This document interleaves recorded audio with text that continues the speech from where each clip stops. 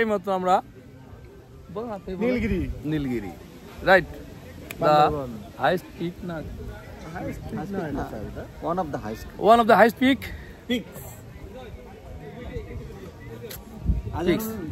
Grammatical একজন আছেন বস আমরা আসলে লিঙ্গ ফ্রাঙ্কা হিসাবে চালাই তো ইংলিশটাকে অত আমরা গ্রামাটিক্যাল ই করি না আমরা পাংচুয়েশনে আমরা পাত্তা দিই না তো মানে কেমন কেমন একটা পাণ্ডিত্য ভাব okay one of the highest peaks of the Bangladesh আমরা নীলগিরিতে চলে আসছি আর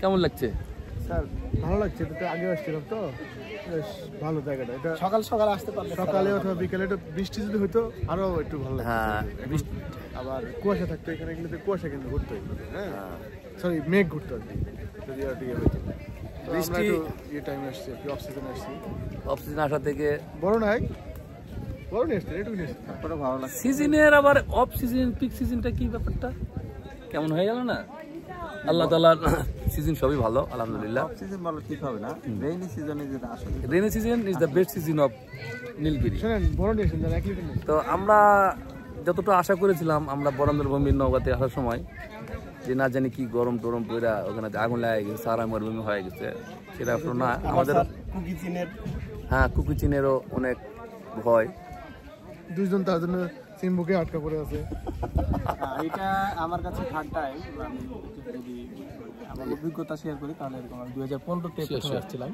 15 ডিসেম্বরে ওখান থেকে তো এটা থার্ড টাইম তো আমার কাছে যেটা মনে হচ্ছে যে আমরা ঠিক কংক্রিটের জঙ্গল বানাই ফেলেছি সে সময় এটা অনেক ভালো ছিল ন্যাচারাল ছিল এবং রাইট কিছু দেখার মতো কিছু ভালো বিষয় ছিল মানে একটু দূর থেকে দেখা যেত এখানে আমি বসে আছি এই সামনের এই ক্যান্টিন আমাকে মানে বাধাগ্রস্ত করতো না ভিজুয়ালাইজেশনে বাধাগ্রস্ত তারপর এখানে আমাদের বড় পাহাড় আছে যেখানে আমরা মেঘটা দেখতে পাচ্ছি হেলিপ্যাডে নামলে মনে হচ্ছে যে ভিউটা পেয়ে যাচ্ছি আরেকটা বিষয় আমি 2017-তে আবার আসলাম তখনও এত কিছু ছিল না থার্ড টাইম এখানে এসে আমি একেবারে হতাশ পুরোটাই হতাশ এখানে পুরো বিজনেসের একটা ফন্ড খুলে ফেলেছে তারপর স্যার টিকিট ওটা তো বিজনেসটা ওখানে করছে আব্দুর রহমান আছে আর এখানে যেটা করেছে সবচেয়ে বেশি যেটা হচ্ছে যে জাস্ট কংক্রিটের জঙ্গল বানাই করেছে এটা একটু ন্যাচারাল রাখা যেত আমার মনে হয় এবং ন্যাচারালটা রাখলে মনে হয় বেশি সৌন্দর্যটা প্রকাশ পাবে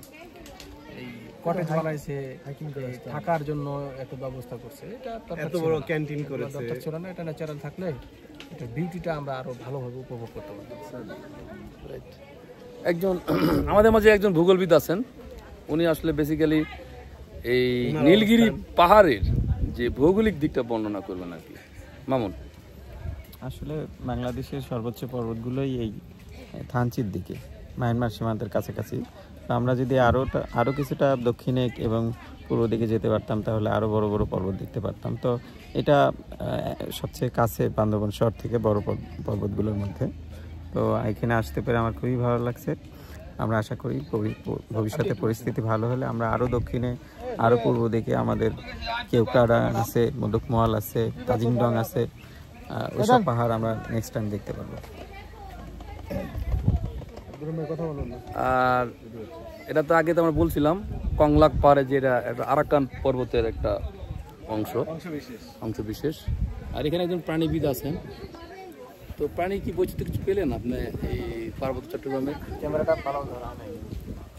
পার্বত্য চট্টগ্রামে যে বিষয়টা প্রাণীর বৈচিত্র্যতা খুব বেশি দেখা যাচ্ছে না আর এটার পিছনে হয়তো বা কারণ এখন খুবই হট ওয়েদার এবং গাছের পাতা নেই হয়তো যে প্রাণীগুলো আছে গরমে তারা সুপ্ত থাকার কারণে এই বৈচিত্র্যতা এখন অনেক কম অর্থাৎ জীববৈচিত্র্যের হটস্পট এখানে খুবই কম সাথে পাহাড়ে আগুন ধরে দেওয়ার জন্য পাহাড়গুলো অনেকটা ফাঁকা আছে যেখানে হয়তো বন্য প্রাণীগুলা বাসস্থান নষ্ট হয়ে যাচ্ছে এই কারণে তারা যেখানে হয়তো গভীর বন জঙ্গল আছে গভীর অত বেশি যেখানে লোকজনের চলাচল খুবই কম সেই দিকটাতে হয়তো বা লুকিয়ে আছে সঙ্গত কারণে আমাদের চোখে প্রাণী বৈচিত্র্য বা জীববৈচিত্র্যের যে হটস্পট সেটা দেখা যাচ্ছে না যাক তারপরেও আমরা অনেক এনজয় করছি ভালো লাগছে ধন্যবাদ আব্দুর রহমান তো আমরা যে জিনিসটা একটা দেখলাম যে এটা এই যে ভালো আব্দুর রহমান একটা ভালো পয়েন্ট ই করছে যে পাহাড়ে আগুন লাগিয়ে দেওয়া আমরা গেছিলাম সাজেকেও দেখলাম রাতের বেলা পুরা উপত্যকাটায় আগুন লাগাই দিয়ে এখন রাঙামাটিতে আগুন লাগাই দিচ্ছে। এখন জানি না এটা জুম চাষের কিনা, আমরা আসলে আমি বলছিলাম ওনারকে আমরা তো আসলে ইনডেপলি আসলে ওইভাবে আমরা কাউকে জানি না যে কী কারণে করছে, কারা করছে, যে মিশে জি এটা ইয়ে করতে হবে। তো এটা যা করছে, কিন্তু ওই যে আব্দুর রহমান যেটা বলে, এটা আসলে এইখানকার যে পাখি ছিল, এখানে পোকামাকড়, বিভিন্ন প্রজাপতি এই যে ছিল, এগুলো তো আসলে কী অবস্থা হলো আল্লাহ যা ভালো জানে, আল্লাহ তাদের হেফাজত করুক। আর আরেকটা জিনিস বান্দরবান এসে দেখলাম যে আমের বাগান, ওইদিকেও ওই খাগড়াছড়ি ওই সাইডটাতে মানে আমের বাগানের জন্য হয়তো নতুন গড়ে উঠছে, কিন্তু অলরেডি এর মধ্যে এখানে আমের পাহাড়গুলোতে আমের বাগান হয়ে গেছে, যেটা 2018 বা 19 সালে আমি আসছিলাম তখন এত বড় বড় পাহাড় আমের গাছ দেখি নাই। এবং এই আমটা আমরা যতটুক আমার মনে পড়ে, যে আমি যতটুকু জানি যে এই আমের ইয়েটা বাংলাদেশের মধ্যে প্রথমে পার্বত্য চট্টগ্রামে আমটা ওঠে, তারপরে সাতক্ষীরা ওঠে, তারপরে পাকে নওগাঁ, রাজশাহী ওই অঞ্চলে, মানে গরমটা এই দিকে বেশি তাড়াতাড়ি আসে বলে, আর শীতটা তো ওই দিকে আরও লঙ্গার মানে আরও দীর্ঘদিন থাকে ওই এলাকাটাই, আমাদের নওগাঁ বন্দরভূমি এলাকায়।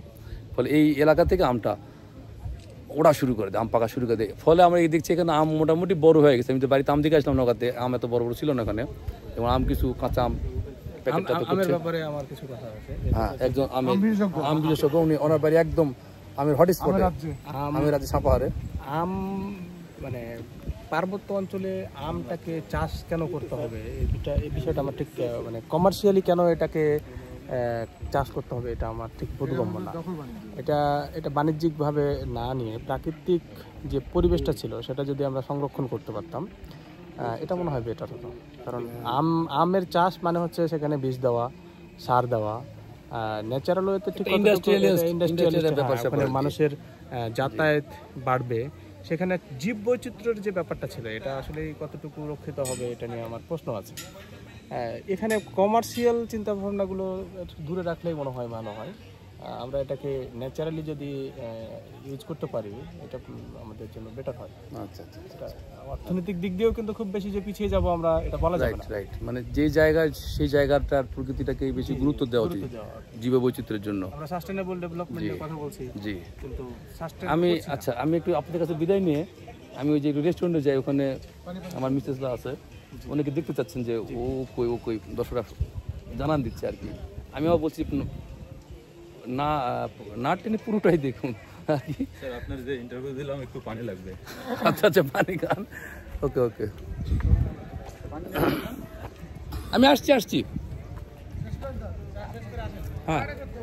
হ্যাঁ এই যে ক্যান্টিনে, নীলগিরি ক্যান্টিনে যে সবার জন্য এখানে খাওয়া দাওয়ার একটু ব্যবস্থা আছে, পানি। এই যে তোমার কেমন লাগছে? ভালো লাগছে। কীরকম মানে তুমি তো একটু হাঁটাহাঁটি কম মানে করতে পছন্দ করো নাকি? তোমার এটা হাঁটাহাঁটিতে ব্যবসা কোথায় এখন? এটা তো আমার অনেকদিন পর্যন্ত আসলে গাড়িতেই আসছি, তারপরে একটু তো উপরে উঠতে হয়, এই ব্যাপারগুলো জড়িত। নো কমেন্টস ওকে। তো আসো সামনের দিকে যাই, ভিতরে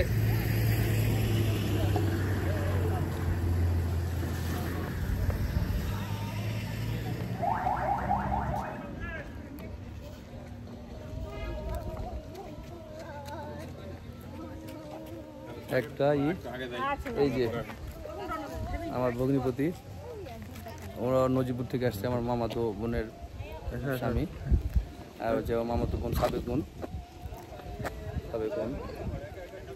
ছোট সাবেক বোন। এখন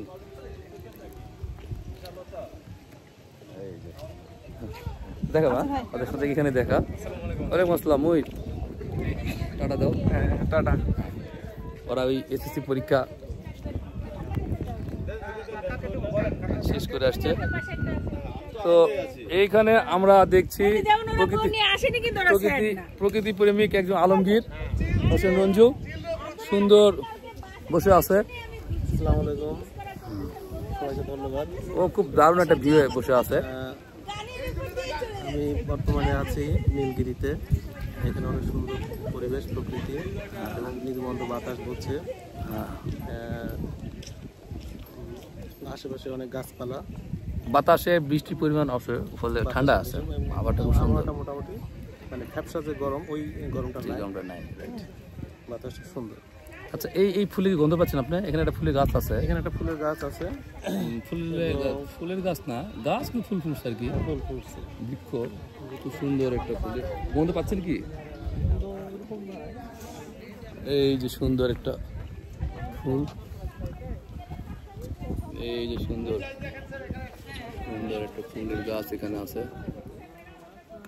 এই যে সুন্দর একটা সুন্দর এই গাছটাতে পুরা দেখছি বান্দরবন এই সাইডটাতে অনেক রাস্তার পাহাড়ের ধারে খুব ভালো একটা সুন্দর একটা দেখতে গাছগুলার একটা রূপ পেয়েছে, সবুজ পাতা, তার মাঝে সাদা ফুল। তো এখানে আমরা সবাইকে বাই দিয়ে দিই। বাই। হ্যাঁ বাই, আপনার নেতৃত্বে আমরা কার নেতৃত্বে? বাই দিয়ে দাও। টাটা, বাই বাই, সি ইউ। আর কিছু আছে? সায়োনারা। আর চাও। কোরিয়ান ওয়াংচিচু। কোরিয়ানটা। 감사합니다. Okay, thank you.